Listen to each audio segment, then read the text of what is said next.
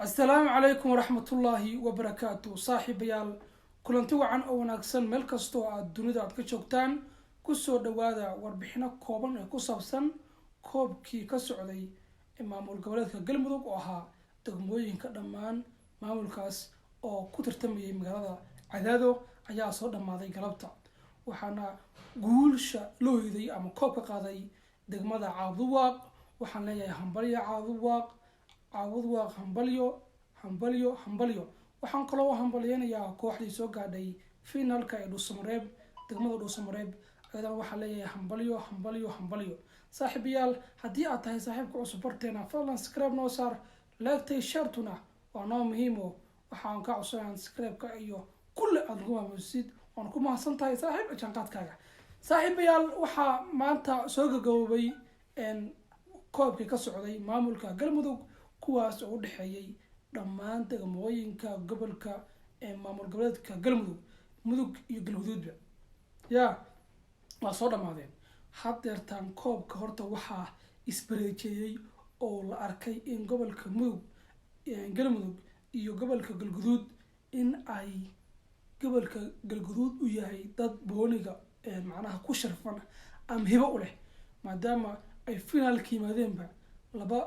reer galguduud gobolka galguduud ka socda sida Dhuusamareeb iyo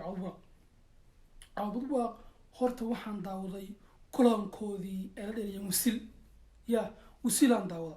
wasiil waxa waa degmo yar ah oo ku taal gobolka mudug barigeeda marka bool lagama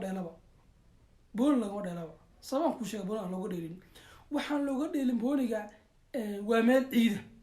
bariga gobolka mudug kuwa yaqaanaano waa meel bacaad bool lagama yaqaan cid bool ka ciyaar male bacaad iyo meel dadkii baa socon la bacaad baa loo soconaya marka meel bool looga dheelaa ma ahan marka waxa soo kaxaysay dhalinyardii gaalkacayo qaybta waqooyiga oo ah ciyaar professional ah oo dhamaan aan badankood aan ka siiyay macalinka aan ka siiyay maxawali ugutay marka waxaan la yaabay sida loo dheeleen booniga caado waxaan islaha dhulka la sameeyaa laakiin wiilal daayar ah oo booniga ayrinaya ay ka soo caado nimanka galguduud magaalada caado bay ka yimaadeen waxay ahaayeen dadka u dhashay caado waxay u ahaayeen ciyaaryahanno ka soo jeeda magaalada gudaheeda caado halka degmooyin kale ee gobolka galguduud sida Balanbale Cadaado Gurceel Dhuusamareeb ay u dheeliyeen ciyaaryahanno ka yimid banaanka sida magaalada Muqdisho kale magaalada Kismaayo kale ay u dheeliyeen xalaq gaalkacyana ay dadkii maadeen qoyska gaalkacyo wasiil sidoo kale kulli tawcaari ahayeen waxaan cabuwa ka ahayn iyo aan ka ahayn cabuwa tawcaari ahayeen marka cabuwa waxa la dad faahsan oo boonus la soo ciyaaray ma ahayn koox qof meel laga keenay ma ahayn